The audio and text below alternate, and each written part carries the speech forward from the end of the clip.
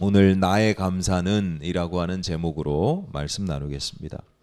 여러분 아시다시피 제가 배드민턴 운동을 하잖아요. 근데 뭐 대부분의 운동이 그렇지만 혼자 할 수 있는 운동이 아니에요. 여러 사람들이 같이 운동을 해야 되기 때문에 멤버십이 중요합니다. 나랑 비슷한 사람도 있어야 되고, 실력이 나보다 좀 잘하는 사람도 있어야 되고, 또 못하는 사람들은 좀 배려해 줘야 되고, 그래서 혼자 할 수 없기 때문에 항상 배드민턴을 하는 사람들은 모임에 가입을 해서 운동을 하게 됩니다. 저도 그런 어떤 모임이 있었고 지금도 모임이 있습니다. 근데 제가 지금 하는 모임에 모이는 숫자가 들쑥날쑥해요. 어떨 때는 많이 모이고 어떨 땐 적게 모이고, 그래서 항상 단톡방에 오늘 누구 간다. 왜냐하면 인원이 4명이 안 되면 운동 자체를 못 하거든요. 그러니까 만약에 4명이 안 되면 다 옛날 말로 파토, 이제 취소. 왜냐하면 헛걸음 할 수도 있잖아요. 그러니까 인원을 항상 체크를 해요. 그래서 많으면 많은 대로, 또 적으면 적은 대로 이제 장단점이 좀 있어요. 여러분, 제가 가지고 있는 여러 가지 정체성이 있잖아요. 목사이기도 하고 아빠이기도 하고 뭐 여러 가지 정체성들이 있는데, 그 중에 제가 가장 중요하게 생각하는 정체성이 뭐겠어요? 제가 살아가면서 내가 누구다라고 하는 의식을 가지고 살아갈 때 제가 가장 중요하게 생각하는 정체성이 뭐겠어요? 예? 목사죠. 목사. 나는 어디 가도 목사다. 그러니까 가끔 아내가 저에게 종종 뭐라고 놀리냐면, 당신은 대한체육인이냐고. 제가 일주일에 많으면 3일, 보통 이틀 정도 운동을 하는데, 이제 저녁에 운동을 한단 말이에요. 그럼 운동하러 가는 날에, 뭐 화요일, 목요일 예를 들어서 운동하러 가는 날에 이제 낮에 사람을 만날 일이 없으면, 특별한 일이 없으면 아침부터 제가 추리닝을 입고 있는 거, 운동복을 입고 있는 거예요. 제 딴에는 그 옷을 2벌, 3벌 빨랫감을 만들기 싫으니까, 그리고 추리닝이 편해요. 그래서 이렇게 활동하기가 편하고 뭐 그래요. 주일날에도 아침에 저는 추리닝 입고 와요. 왜냐하면 아침에 바로 예배를 드리는 게 아니라 뭐 반찬을 만들 때도 있고, 뭐 뭔가 몸을 움직여야 되니까 양복을 입고 하면 막 그 넥타이 같은 게 막 긁히고 막 이래서 교회에서 갈아입어요. 그러니까 평소에도 그렇게 추리닝을 입고 있는 모습을 많이 보이니까 저희 아내가, 당신은 무슨 대한체육인이냐, 목사면 목사답게 옷을 입고 그래야 갑자기 누가 찾아와도 이거 할 거, 인사를 잘 할 거 아니냐, 뭐 그렇게 얘기를 하더라고요. 그래서 뭐 안타깝긴 한데 미안하긴 한데, 뭐 미안한 건지 모르겠지만, 근데 그런 보이는 거와 상관없이 제가 만약에 추리닝을 입고 있다고 해서 목사가, 제가 스스로 나는 운동인이야, 뭐 체육인이야, 그렇게 생각하지는 않겠죠. 그러니까 제가 마찬가지로 교회가 아니라 체육관에 있어도, 운동을 하러 가서 땀을 흘리고 보통 사람들하고 같이 운동을 해도 제가 가지고 있는 스스로 생각하는 가장 큰 정체성은 나는 배드민턴 A조야 뭐 이런 게 아니고, 가장 가지고 있는 생각은 목사예요. 어쩔 수 없어요. 그러니까 제가 운동을 할 때 운동을 어떻게 하면 잘할 수 있을까 뭐 이런 것도 생각을 하겠지만, 목사로서의 정체성을 지키려고 굉장히 노력을 한단 말이에요. 예를 들어서 이런 겁니다.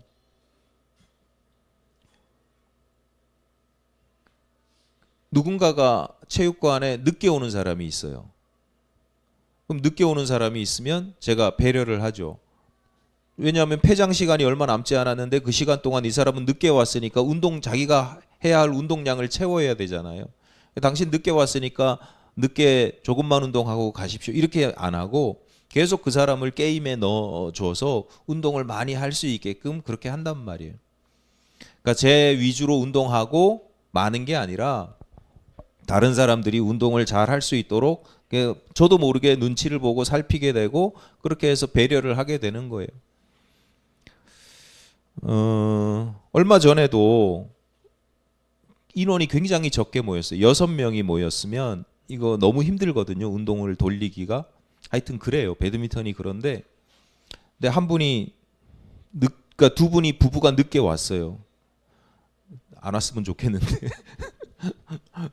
왔어요.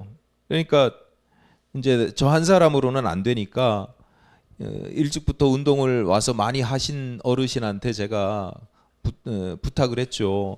저 늦게 오신 분들 위해서 몇 게임 쳐드렸는데 좀 기다렸다가 한 게임만 더 해주십시오. 마지막 한 게임만 더 해주십시오. 뭐 이미 여러 게임을 해드렸는데도 제가 그렇게 부탁을 드릴 만큼 드릴 수 있을 만큼 성품이 아주 좋으신 분이에요.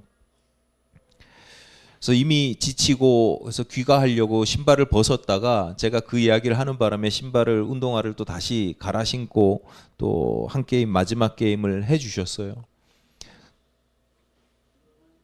그리고 이제 다 운동을 끝내고 마치고 이제 함께 샤워를 하러 가는데 그 어르신이 그분이 이제 저한테 또는 다른 사람들 들리게 이렇게 얘기하는 거예요.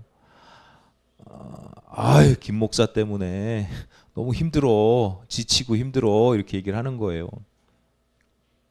농담처럼 하는 말이죠. 그래서 제가 그 순간에 너스레를 떨었어요. 뭐라고 이야기를 했냐면 아유 박 사장님 이렇게 좋은 일 착한 일 한 번 더 하시니까 얼마나 좋습니까? 제가 이렇게 얘기를 했어요.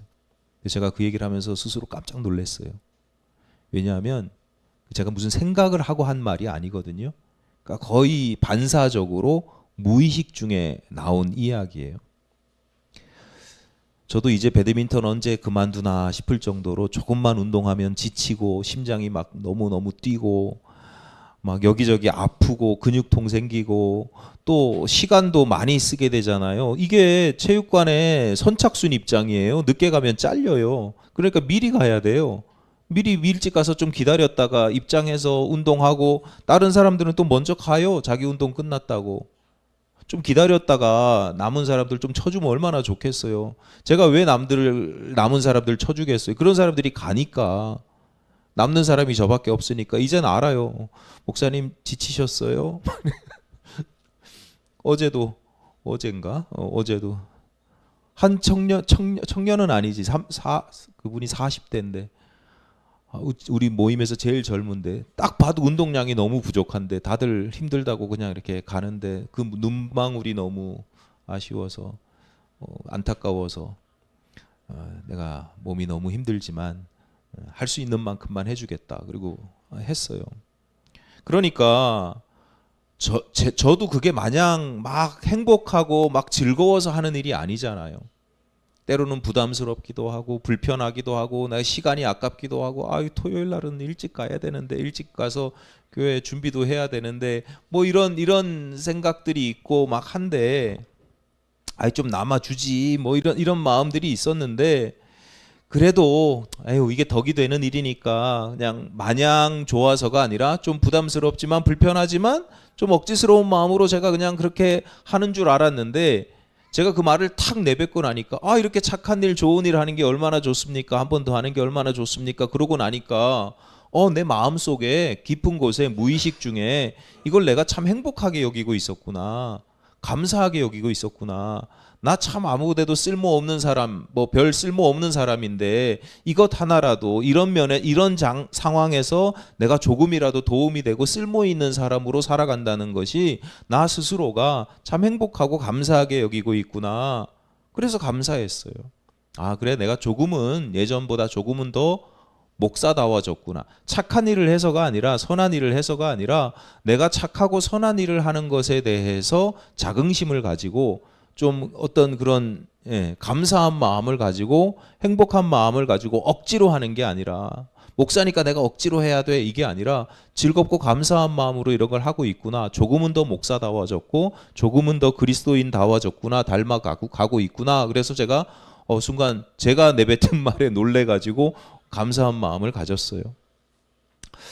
여러분은 어떨 때에 감사함을 느끼십니까?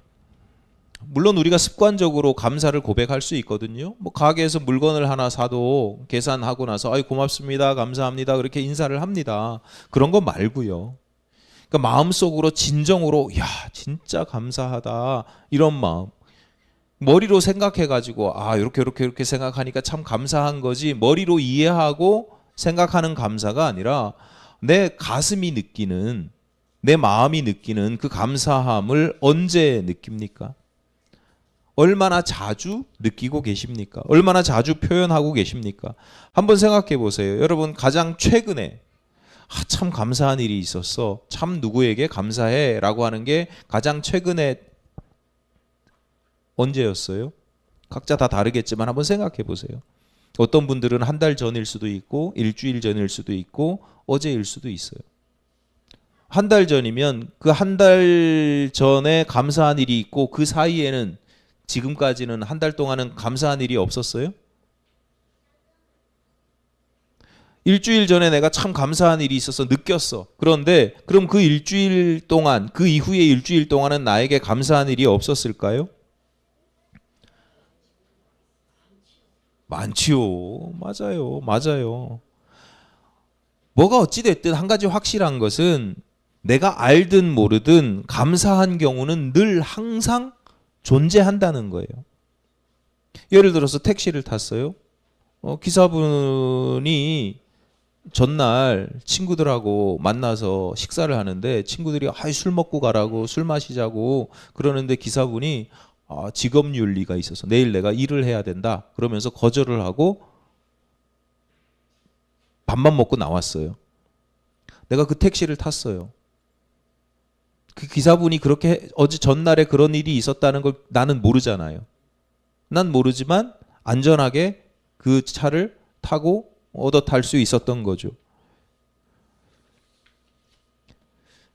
배경을 몰라요. 그 친구들의 요청에 넘어갈 뻔한 순간이 있었는지, 뭐 친구들이 야 한 잔만 하고 가 그래서 한 잔만 할까 말까 뭐 이랬던 마음의 갈등이 있었는지 없었는지 우린 전혀 모르잖아요. 교회 주방의 개수대가 수개월 전부터 이렇게 개수대 그 수전이 이렇게 흔들흔들 고정이 안 되고 흔들거리는 거예요. 그래서 야 이거 또 어떡하나 고민하고 있는데, 여러분 아시는 분은 아시겠지만 제가 고민을 좀 길게 해요.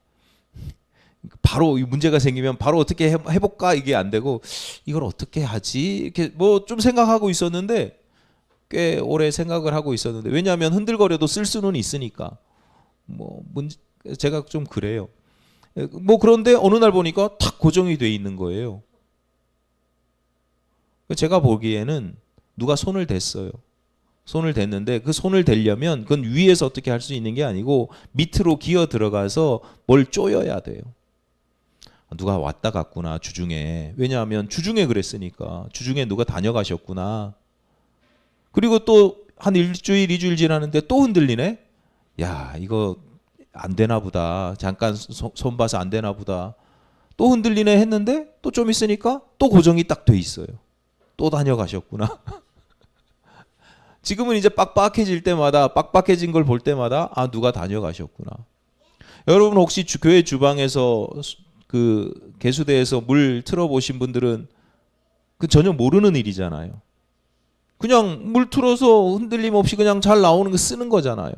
그런데 사실은 누군가가 세심하게 와서 몸을 숙이고 들어가서 더러운 거 만져가면서 쪼이고 뭐 그랬을 수 있는 거예요.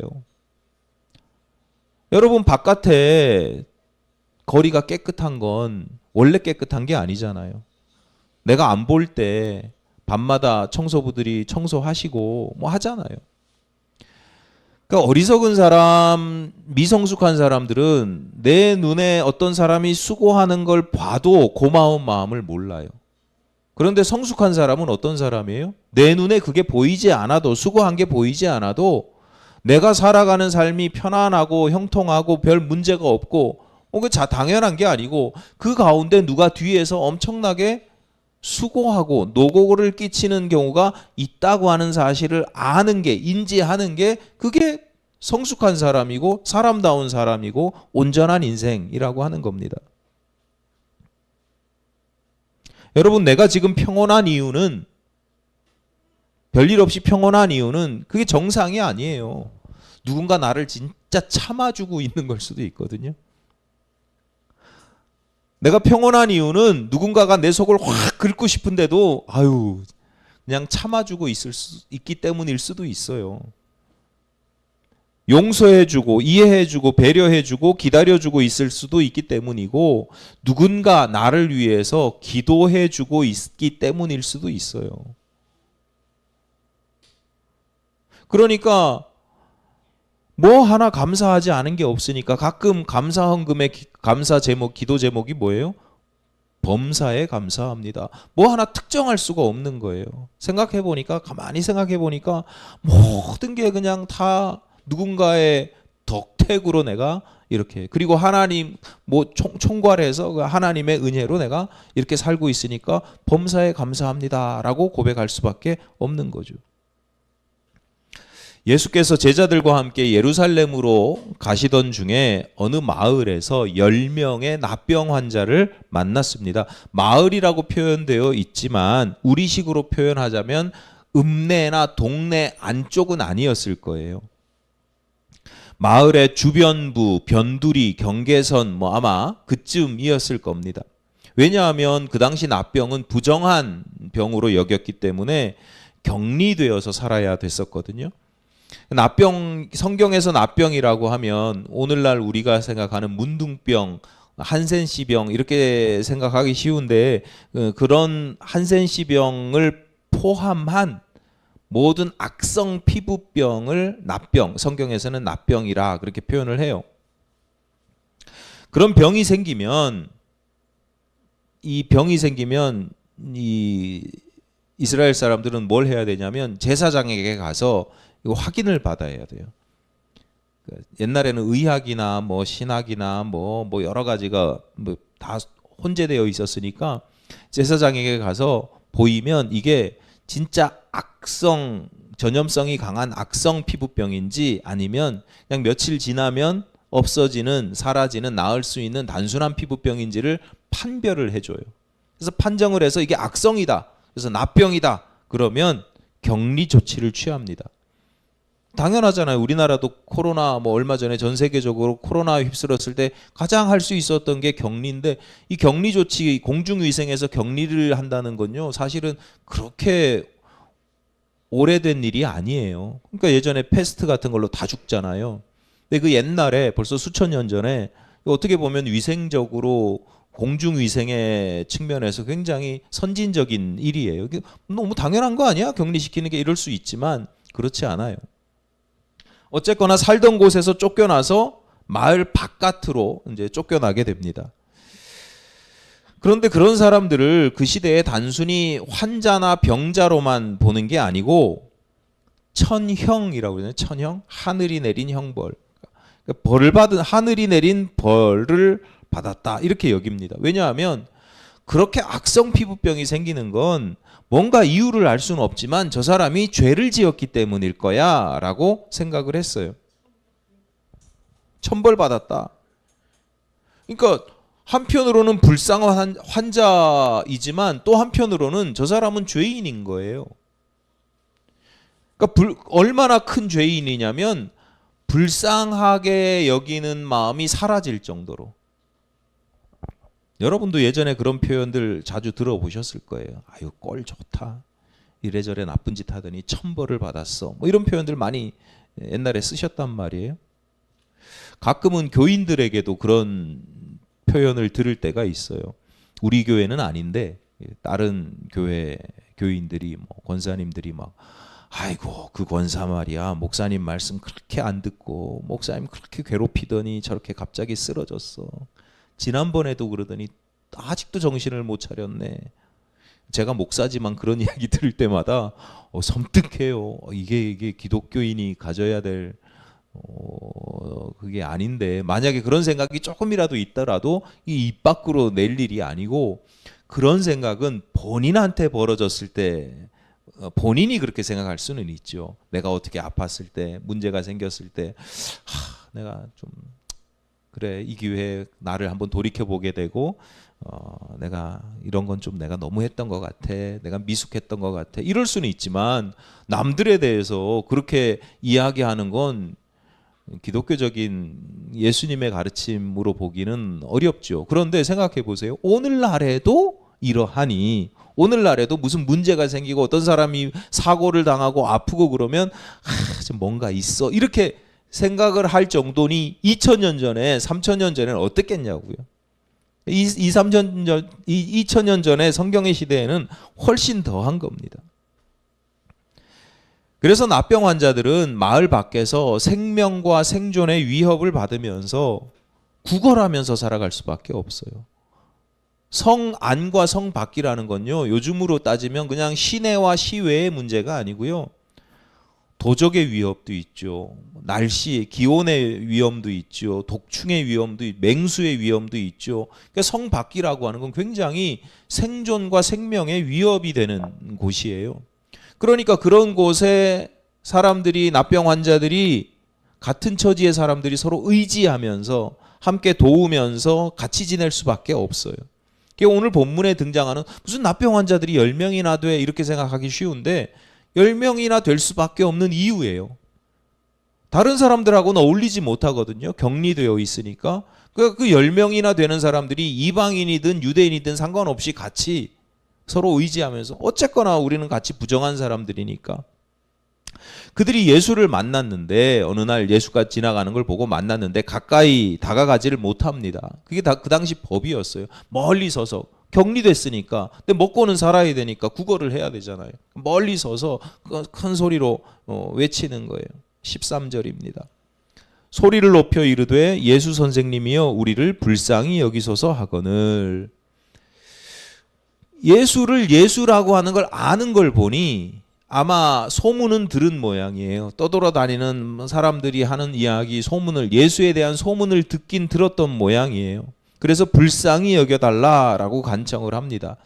근데 사실은 정확하게 이 불쌍히 여겨달라는 게 정확하게 무슨 의미인지를 이렇게 특정하기는 어려워요. 그러니까 불쌍히 여겨주소서라고 하는 게 나를 고쳐주십시오, 우리를 고쳐주십시오 이런 뜻이 될 수도 있고, 또 하나는 직접 고쳐주십시오라고 하기에는 이 사람들 스스로가 자기 정체성이 사람들이 죄인이라고 욕하기 때문이 아니라 스스로가 자기는 죄인들이라고 하는 생각들, 천벌을 받은 천형을 지금 내가 받고 있는 죄인이라고 하는 자기 정체성이 있거든요. 그러니까 감히 내가 고쳐주십시오라고 말할 자격이 안 되니까 그냥 애둘러서 고쳐주시면 좋은데 그냥 불쌍히 여겨주십시오 이렇게 표현했을 수도 있고, 그리고 세 번째가 가장 확률이 높은데, 그 당시 사람들이 관용적으로 불쌍히 여기소서라고 하는 건 음식을 달라거나 푼돈, 구걸하는 행위, 나를 좀 도와주십시오, 나 먹고 살아야 되잖아요. 직업이 있어요, 뭐가 있어요. 먹고 살아야 되니까 그런, 사람들이 지나가면 멀리 서서 먼저 외쳐요. 부정하다 부정하다 부정하다 3번을 외쳐요. 나는 부정하다니까 가까이 오지 마십시오, 나 부정한 사람입니다 3번을 외친 다음에 그 다음에 나를 불쌍히 여기소서 하면 사람들이 동냥을 해주는 거예요. 마음이 좋은 사람들이. 마음이 나쁜 사람들은 돌 던지고. 그러니까 불쌍히 여기소서라고 한 게 음식 좀, 남은 음식 좀 있으면 주십시오 뭐 이렇게 요청한 걸 수도 있어요. 뭐 하나 이렇게 특정할 수는 없는데 아마 세 번째가 가장 가깝지 않을까 이렇게 봅니다.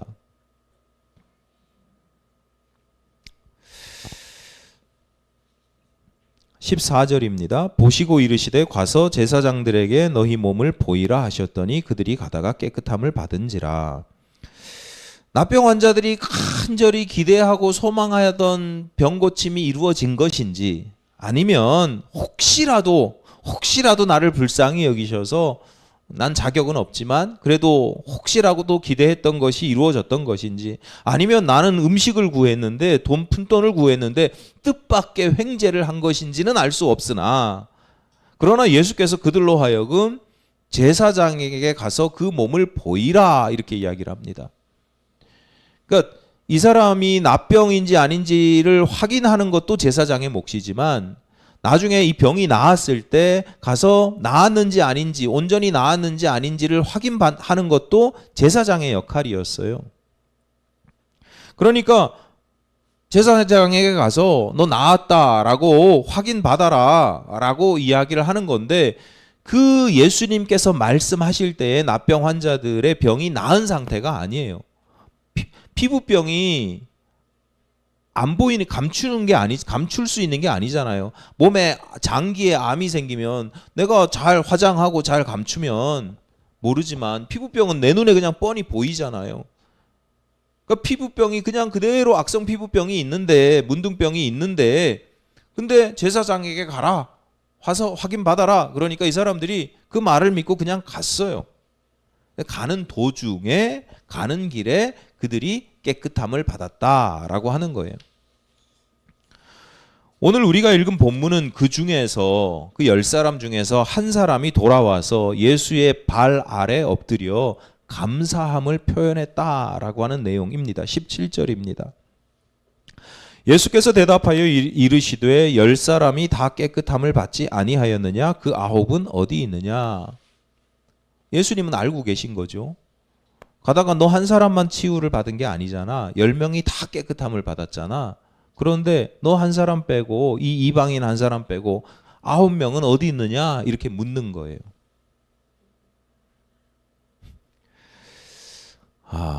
이 질문이, 9은 어디 있느냐라고 하는 이 질문이 사실 성경이 우리에게 던지고 있는, 이 복음서 기자가 우리에게 던지고 있는 아주 중요한 질문 중에 하나예요. 성경은 이 말씀을 던지면서 우리의 실존을 묻고 있는 거죠.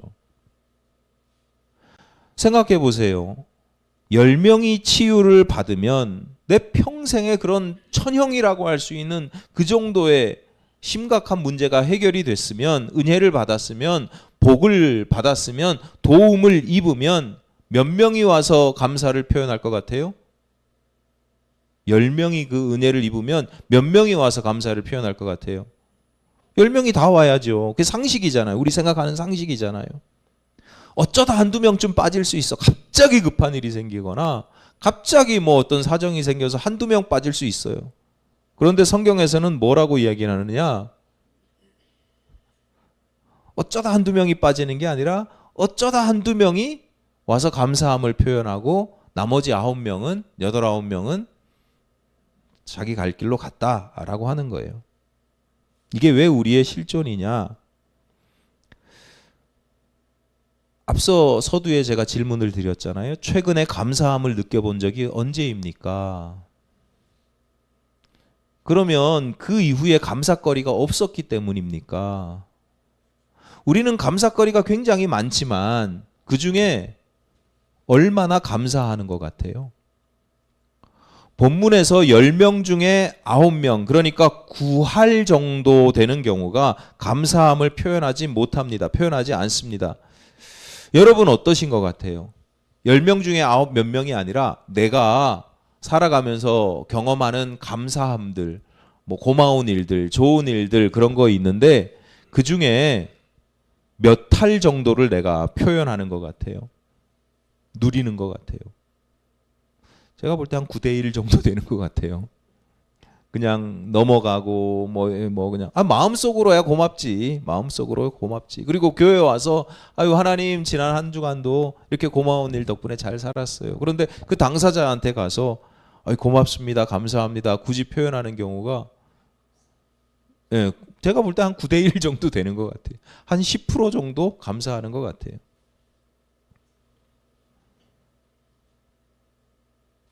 여러분이 살아가면서 내 인생에서 어떤 좋은 일이 생겼어요. 좋은 일이 생겼는데 그 좋은 일이 생겨서 내가 그것을 누리게 되는 이유가 총체적으로 보면 하나님의 은혜 때문이죠. 그런데 내가 승진을 하거나 뭐 좋은 뭐 성과를 얻거나 뭐 이렇게 했어요. 그 좋은 일이 생기는 이유가 누구 때문이에요? 두 가지예요, 두 가지. 나 때문에, 그리고 두 번째는 주변 사람들 때문에. 그럼 나 때문이 몇 프로 정도 되는 것 같아요? 내가 노력해서 이걸 성취했어, 얻었어 라고 하는 게 몇 프로 정도 되는 것 같아요? 많은 사람들이 그거 한 9대 1 정도로 생각하더라고요. 내가 9할, 남이 도와준 것 1할. 근데 따지고 보면 내가 한 건 일할, 다른 사람들이 도와준 건 다른 사람들이 이래 저렇게 이렇게 해서 도와줘서 한 게 구할 정도 되는 거죠. 뭐 때마다 상황마다 다르겠지만 평균 값을 한번 생각해 보면 뭐 정확한 비율이 뭐 9대 1이냐 8대 2냐 뭐 7대 3이냐 이게 중요한 게 아니라 어디에 더 가깝냐. 가만히 생각해 보면 저 사람이 한마디 안 해줬으면 그 사람한테는 한마디밖에 안 되니까 나한테는 그게 일할도 안 되는 것처럼 보이는 거예요. 그런데 그 사람의 한마디가 아니었으면 내 인생이 지금 여기에 와 있지 않은 경우들이 얼마나 많은지 몰라요. 감사를 표현하지 않은 9사람은 무지몽매하거나 배은망덕하거나 극악무도한 사람이었는가? 아닙니다. 알 수는 없지만 아니었을 거예요. 충분히 그 사람들이 예수께로 오지 않은 이유, 이해되는 측면이 있죠. 왜냐하면 지금 그 사람들은 누구에게 달려가는 것이 시급해요?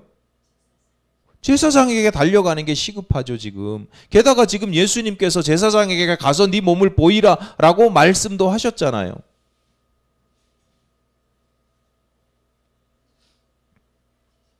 조금이라도 빨리 가서 지금 내가 오랫동안 처해 있었던 이 고통스러웠던 현실, 외롭고 가족들은 얼마나 보고 싶었겠으며 자식을 얼마나 보고 싶었겠어요. 빨리 가서 내가 지금 제사장에게 빨리 몸을 보이고 확인을 받고 이거 해결하는 게 자기 급선무죠. 18절입니다.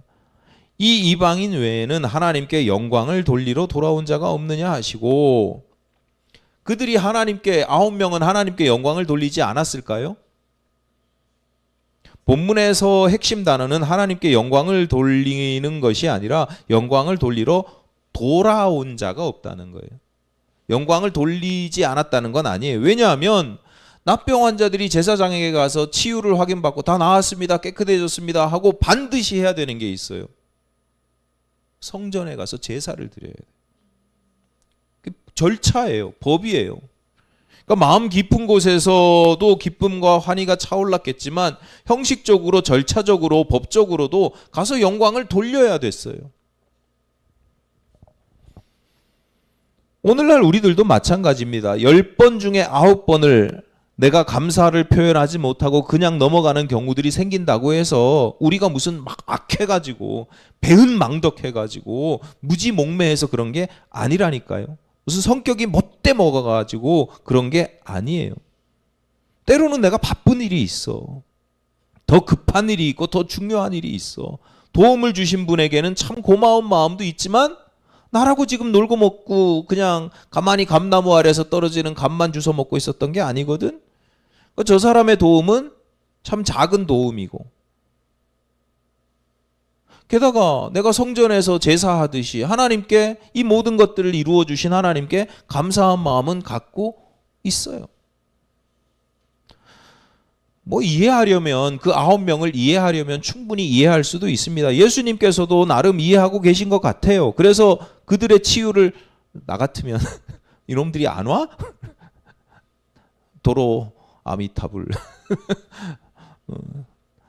그럴 수도 있잖아요. 근데 치유를 되돌리지 않아요. 그냥 9명은 어디 있느냐 라면서 아쉬워하고 우리의 실존을 탁 보여주셔요. 너희들이 이래. 성도로서 부족하다. 어떤 면이 부족하냐? 감사할 줄 아는 게 부족하냐? 그게 아니고 본문 19절입니다. 이게 중요합니다. 그에게 이르시되 일어나 가라. 네 믿음이 너를 구원하였느니라 하시더라. 돌아온 한 사람의 믿음을 칭찬을 하세요. 그러니까 너 참 감사할 줄 아는 사람이구나 이렇게 표현을 하는 게 아니라 내 믿음에 주목하셔요. 감사할 줄 아는 믿음. 그러니까 감사를 고백하고 하나님께 영광 돌리는 것, 그게 사실은 알고 보면 그 감사의 고백, 하나님께 영광 돌리는 것의 기반에는 믿음의 문제가 있다는 거예요. 믿음의 차원이라는 거예요. 사마리아인은 왜 성전이 아닌 예수께 달려옵니까? 납병이 고침을 받은 것은 하나님께서 하시는 일이에요. 하나님께서 하시는 일이니까 성전에서 감사해도 되잖아요. 근데 왜 예수께 달려와요? 하나님께서 이 사람을 통해서 역사하셨다, 일하셨다라고 하는 거예요. 하나님이 누구를 통해서 일하셨냐? 이 예수라고 하는 분을 통해서 일하셨다. 그러니까 내 믿음이 너를 구원하였다라고 하는 건 이 사람이 예수를 하나님의 아들, 하나님의 일꾼으로 믿고 고백했다는 거예요. 굳이 예수께 나와서 하나님께 영광을 돌리는 이유가 여기 있는 겁니다. 여러분, 이게 매우 중요한 겁니다. 예수를 믿는 그리스도인이라면 반드시 스스로를 성찰하고 증진시켜야 하는 영성 중에 하나입니다.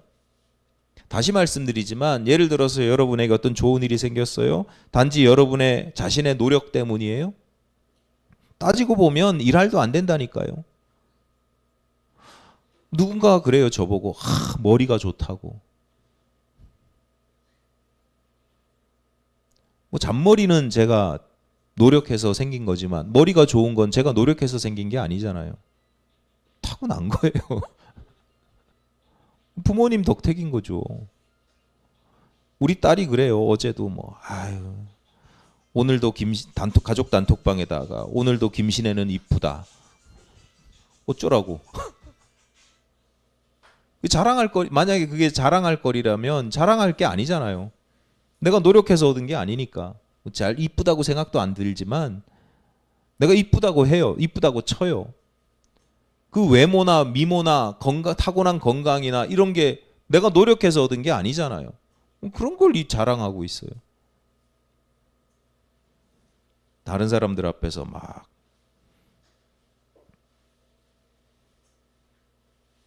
여러분이 가진 것 중에 스스로 노력해서 성취한 것이 따지고 보면요, 일할도 안 돼요. 대부분은 거저 얻은 거예요. 제가 지금까지 만난 수많은 선생님들, 선배님들, 동료들 이런 분들이 알려준 지혜와 지식이 얼마나 많은지 몰라요. 그게 쌓이고 쌓여서 내 건 줄 알지만 다 누군가에게 거저 얻은 거예요. 제가 초등학교 5, 6학년 때 담임 선생님은 매일 제가 여러 번 말씀드린 것 같은데 종례 시간에 한자를 하나씩 가르쳐 주셨어요. 학기 중에 종례를 며칠을 하는지는 모르겠지만 저희들 때는 토요일도 있었잖아요. 토요일도 있었으니까 주 6일 방학 때 빼고 주 6일을 매일 한 글자씩, 처음엔 한일자, 한일, 그 다음 날은 두이, 그 다음 날은 석삼. 그러니까 못 배울 애들이 누가 있어요. 갑자기 넉사가 되니까 애들이 멘붕이 오긴 했지만 산 모양이야. 산이 이렇게 생겨서 이건 산이야. 날일, 이건 태양이야, 해야. 뭐 이런 식으로 가르치는 거예요. 어렵지 않아요. 매일 하루씩 하나씩 쌓이고 쌓여서 2년을 배웠어요. 이게 중학교 가면, 저희 때는 이게 중학교 가면 배울 내용이거든요. 어차피 배울 내용이거든요. 선생님 입장에서 굳이 시간을 5분밖에 안 되는 시간이라고 하지만 굳이 시간을 들여서 안 가르쳐 주셔도 되는 거예요. 왜 가르쳐 주셨을까? 그 당시에는 뭐 그냥 저 같은 경우는 재밌네 이러고 배웠지만 싫어하는 애들은 정말 싫어했거든요. 선생님이 확인해보고 다 외우면 이제 보내고 뭐 이랬으니까. 근데 돌이켜보면 그 당시는 잘 그냥 배우는 거에만 집중했지만 돌이켜보면 선생님의 마음을 조금은 헤아릴 것 같아요. 그 까무잡잡하고 똘망똘망한 그 시골 촌구석에 떼국물 질질 흐르고 있는 그 애들의 모습을 보면서 조금이나마 이 아이들의 미래를 생각하면서 당신이 할 수 있는, 작게나마 당신이 할 수 있는 일에 최선을 다하신 거잖아요. 그러니까 그건 당신의 의무가 아니고 해야 될 일이 아니고 그냥 당신이 하고 싶어서 은혜를 베풀어 주신 거예요. 그런데 그 일들이 지금의 제 개인적으로 보면 지금의 나로서의 내가 존재하는 정말 중요한 이유 중에 하나라는 거예요. 제가 어딜 가면 어디 이렇게 박물관이나 어디 이렇게 유적지 같은 데 가면 항상 글부터 봐요. 그래서 한자를 보고, 한자를 잘 모르지만 그래도 딱 보면 해석을 하는 거예요. 습관이 생겼어요. 얼마 전에는 선배님이 작년인가 재작년에 음성에 가자고 그래서 같이 음성을 가는데 음성에 뭐 집을 얻었다고 그래서 목사님 음성은 한자로 무슨 뜻이에요? 아니 보통 뭐 양성 뭐 이렇게 앙성 성은 많이 쓰지만 왜 음자를 쓰지? 안 궁금하시죠? 그런 게. 전 궁금하단 말이에요. 왜 음성은 음성일까? 음성에서 음성이 인삼이 나나? 뭐 하여튼 뭐 그런 거는 관심이 없고 제가 살아간 곳이 묵호인데 묵호라는 곳인데 묵호는 왜 묵호인지 아세요? 예, 나중에 알아보세요. 관심 없으시죠? 근데 저는 그런 게 관심이 있어요. 분당은 왜 분당인지, 분당이 올 때. 여기 야탑은 왜 야탑인지. 한자를 보면 다 알 수 있거든요. 판교는 왜 판교인지. 지금의 저는 그런 저를 만들어 주신 게 그 5학년 때 6학년 때 선생님이에요. 담임 선생님이에요.